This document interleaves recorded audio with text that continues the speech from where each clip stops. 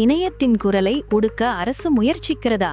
சர்ச்சைக்குரிய digital media ஒழுங்குமுறை மசோதா 2025 டிஜிட்டல் மீடியா ரெகுலேஷன் பில் தாக்கல் செய்யப்பட்டதால் இன்று நாடாளுமன்ற குளிர்கால கூட்டத்தொடரில் பெரும் அமளி ஏற்பட்டது. திங்கள்கிழமை டிசம்பர் 8ஆம் தேதி காலை எதிர்க்கட்சி எம்பிக்கள் ஆன்லைன் கருத்து சுதந்திரத்தை அரசு நசுக்க முயற்சிக்கிறதாக குற்றம் சாட்டி வெளிநடப்பு செய்தனர். இந்த மசோதா டிஜிட்டல் நியூஸ் சேனல்களுக்கும் தனிப்பட்ட கண்டென்ட் கிரியேட்டர்களுக்கும் புதிய கட்டுப்பாடுகளை விதிக்கிறது. இது பேச்சுரிமைக்கு ஆபத்து என்று கூறி எதிர்க்கட்சி தலைவர்கள் மசோதாவின் நகல்களை கிழித்தெறிந்தனர். அமளி காரணமாக அவை 2 முறை ஒத்திவைக்கப்பட்டது. இது இந்த செய்தியின் 1 நிமிட சுருக்கம். விரிவான தகவல்களுக்கு தொடர்ந்து பார்க்கவும்.